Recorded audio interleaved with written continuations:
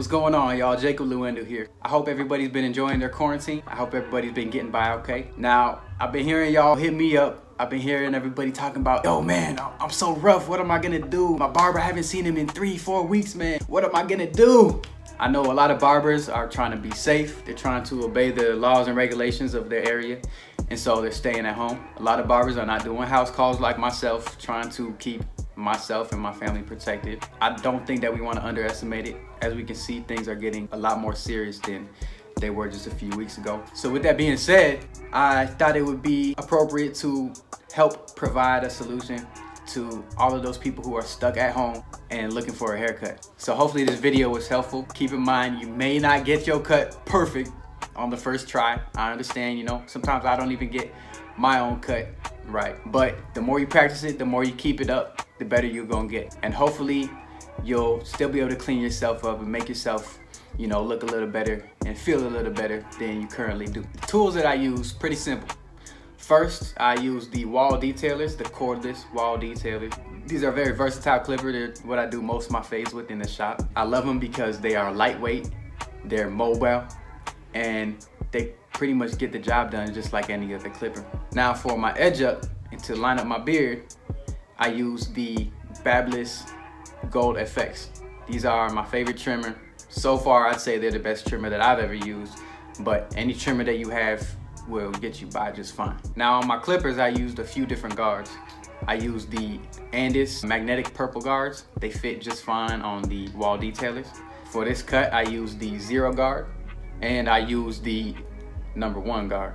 Then I also used the wall number 1 guard, the wall 1.5 guard, and then the wall number 2 guard.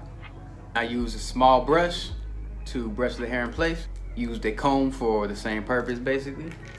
And then lastly, I used just a regular handheld mirror. A handheld mirror is necessary for a self-cut. When I'm cutting a client and I'm in the shop, I can move around his body. I can get the back of his head just as easily as I can get the side or the front of his head, okay? On yourself, obviously you can't see the back of your head. So that's why you need the handheld mirror, okay? The way that you do it is you would take the mirror, say there's a mirror, bathroom mirror behind me. I take the handheld mirror and look in the back, and then I can see the back, not fade like that. One thing to look out for when you're cutting yourself with the mirror is that everything is moving in reverse, okay? Our brain is used to telling our right hand move right and it moves right. When you're in a mirror, I know it may sound silly or it may sound obvious, but it messes your brain up. So your brain will be telling your hand, okay, move left, but you're looking in the handheld mirror in the other mirror.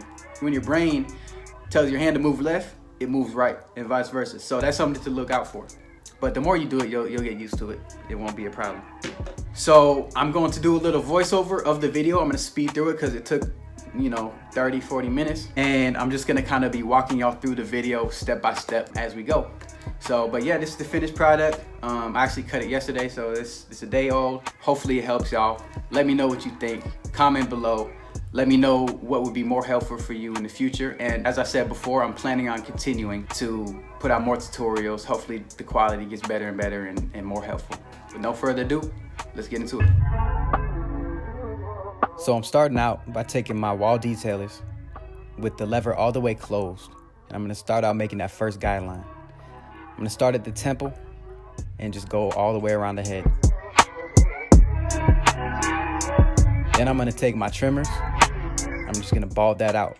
Since it's a bald fade, everything below that first guideline is gonna be completely bald. Call it a bald fade, a skin fade. A few different names. Next, I'm gonna create the second guideline. Okay, I'm gonna take my clippers with the lever all the way open and go up about 1/2 inch. Then I'm gonna close the lever part way and start to fade out that first line. You see it blending out? Then I'm gonna take my 1 guard, the black wall 1 guard. I'm gonna go up another 1/2 inch or so and make that second guideline. Once that's done, I'm gonna take the Andis purple 0 guard and I'm gonna fade that second guideline into the first guideline. That's a 0, so it's right in between no guard and a 1. Next, I'm gonna take my 1.5 and go up and make the next guideline. Then I'll put on the purple and this 1 guard with the lever open. Hold on, not yet.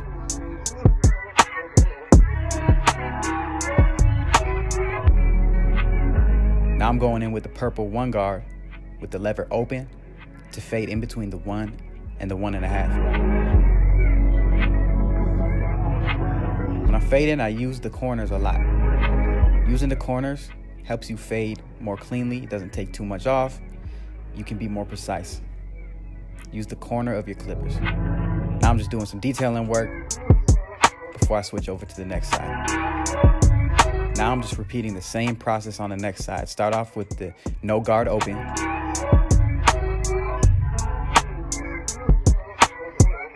Fade that in by playing with the lever. Then put on the black 1 guard. Go up about 1/2 inch. Just gotta trust the process sometimes. Then take the 0 guard. Fade that first line out.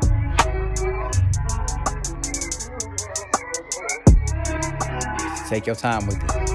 Especially if you've never done it before, just take your time. I'm taking the 1.5, going up another 1/2 inch.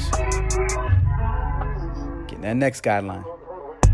Now I'm fading that one in with the 1 guard. Lever open. Fading that line in.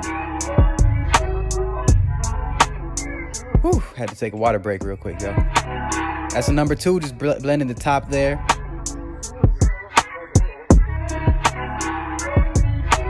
Went out of frame for a minute, but blending that fade in. That's the 1.5 right there.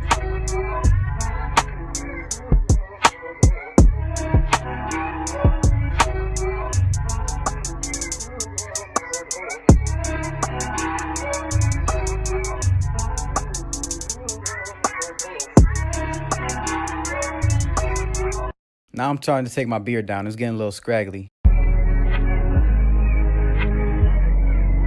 Taking it down with the 1.5. Oh, and by the way, the shirt I'm wearing, y'all, is the Luendu. It's my brand. Y'all, these shirts are the truth. Anybody that has one can testify. These shirts are the softest shirts I've ever had, and they do not shrink at all. Like, literally, I've washed that black one. I washed it probably 3-4 times now, and it's the exact same size as when I first got it. The material is soft. It's the perfect thickness. It's a great shirt. I'm not just saying that. Ask somebody that got one. If y'all need one of the shirts, I'm selling the Bahama Blue right now and the Code Red. So check out my IG. Hit me up for details. I got all sizes. I'm edging up the beard now. Got it down almost to the length I want. Now it looks like I'm starting to edge up, but once again, I'm out of frame. My bad, y'all. But I just start in the middle of the edge up, work my way out to the corners. Just take your time, take your time, take your time with the edge up, because that can be one of the trickiest parts, getting it straight. I still struggle with it sometimes. On myself, it's weird. It's hard looking in the mirror and doing it. But just take your time. Don't push yourself back too much. Just take your time. Start in the middle and work your way out to each corner. Cleaning the beard up, getting it down to the desired length, fading the thick areas into the thinner areas. And boom, that's it, y'all.